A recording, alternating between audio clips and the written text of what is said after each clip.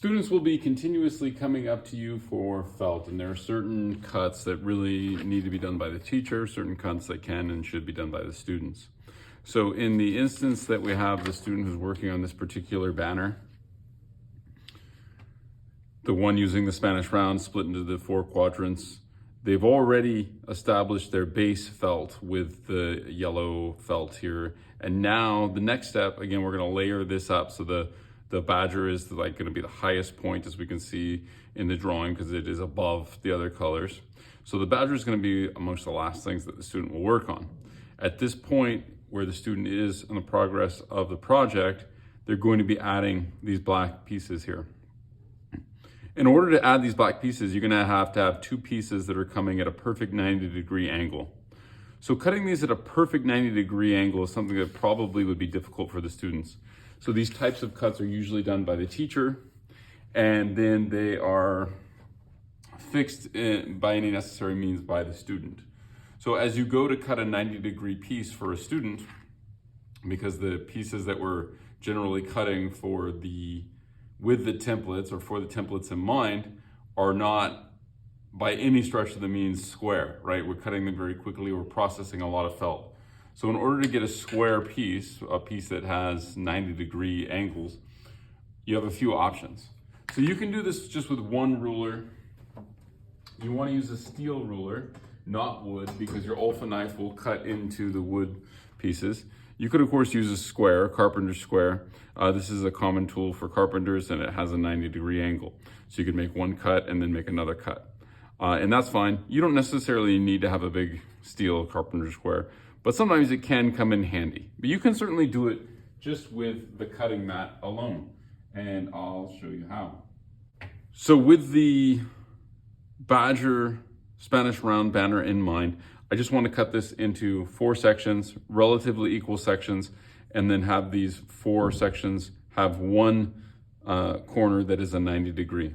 So what I've done here is my ruler, I'm placing on the 12-inch mark, and I'm making sure I'm doing that on both sides. So that'll give me a straight line going all the way across.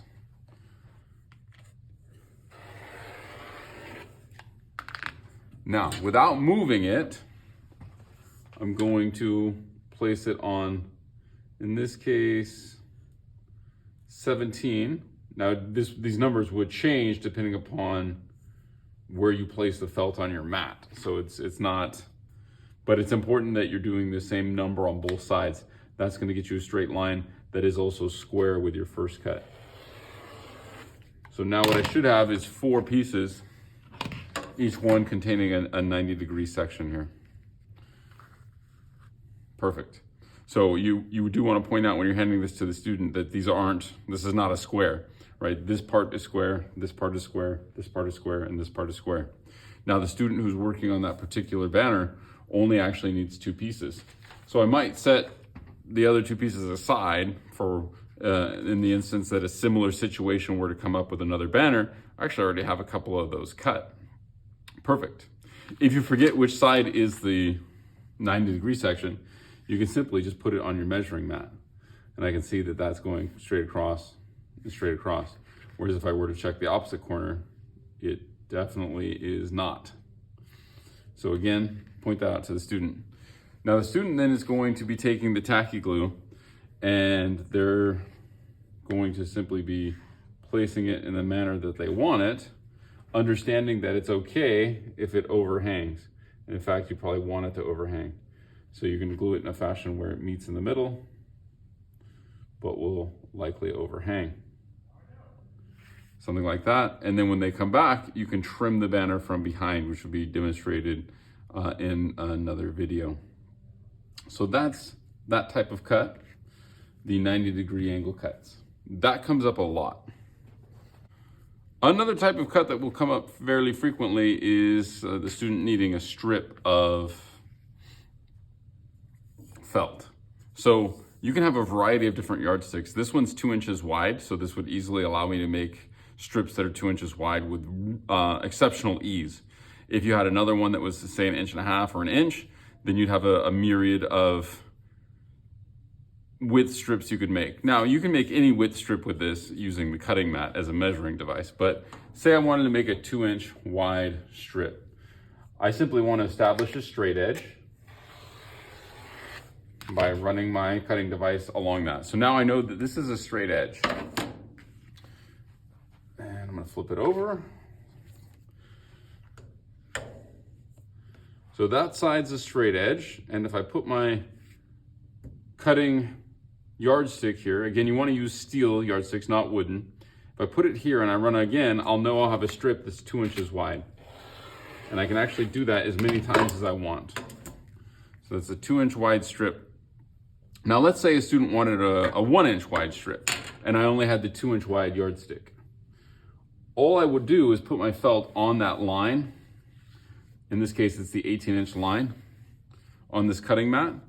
And then I would, instead of putting my yardstick at the end of the felt, I would simply put my yardstick on the 19-inch line. And I want to make sure that I'm doing that on both sides. You gotta make sure the felt's not shifting on you. So now if I cut this, that would give me a 1-inch strip. And I could repeat that. So now I'm at the 19, so I'm gonna go to the 20 on both sides and cut again a 1-inch strip. So strips are very common in terms of needing these pieces for the various banner designs that students tend to create. So this is the manner in which we cut these strips. Sometimes a student will really go all out and they'll do some kind of checkered pattern. When a student does a checkered pattern, what you want to do is just give them a bunch of these strips, and then it's on the student to then cut the perfect squares. But I explained to them how to do it. So you can cut perfect squares by just using 2 strips, placing one on the other, and essentially using one strip as a template. And I'm just going to cut right next to the strip. And that should give me a 1-inch by 1-inch square piece. And then you can clean it up a little bit if need be. But this work would be done by the student, but you need to explain to them how to do it. And then they just repeat that process over and over again, creating these 1-inch squares. And then if they look like they need to be adjusted when they go to glue them on their banner, they can and should do so.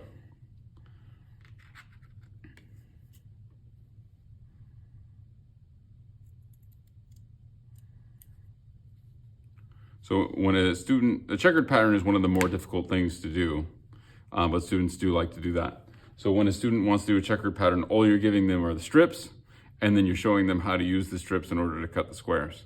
They cut the squares and then start to glue them on, and then the checker pattern will appear.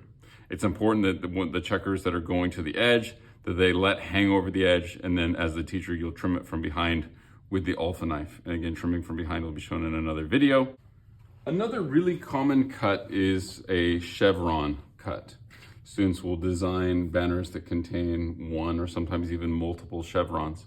And you really want these to be symmetrical, meaning that the chevron's going to come up to a point and you want it to be at the same angle, and you really want this to be out of one piece of felt.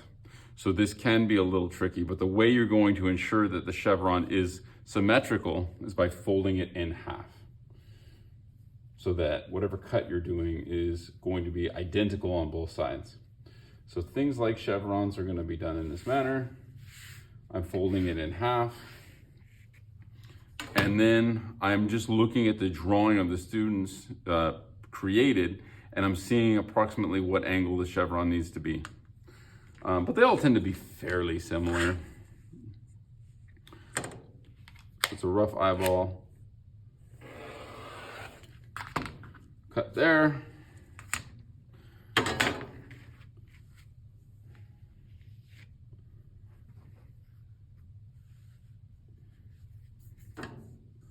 And the width is the same. And the same for cutting strips. I would determine the width of the chevron by asking the student what width they wanted. In this case, most of the chevrons tend to be around 2 inches, but you can do a narrower chevron the same way we do narrower strips, just by using the cutting mat.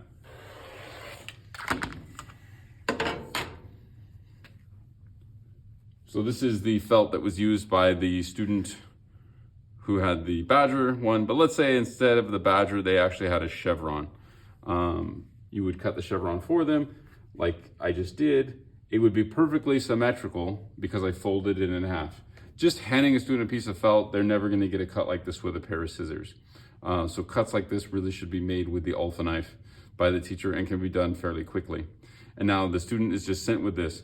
Let it hang over the back or hang off the edge. And then after they glue it in place, you can simply trim it off with the alpha knife, the rotary cutter. And again, we'll have another video on trimming from behind. But these tend to be the common cuts. So the 90-degree cut, strips, checkered patterns, and chevrons. The chevron, it's important you're folding the felt in half so that you're getting a symmetrical cut. And anytime it comes up where there is a non-linear line that you want symmetrical, you're going to be wanting to fold the felt in half. Good luck.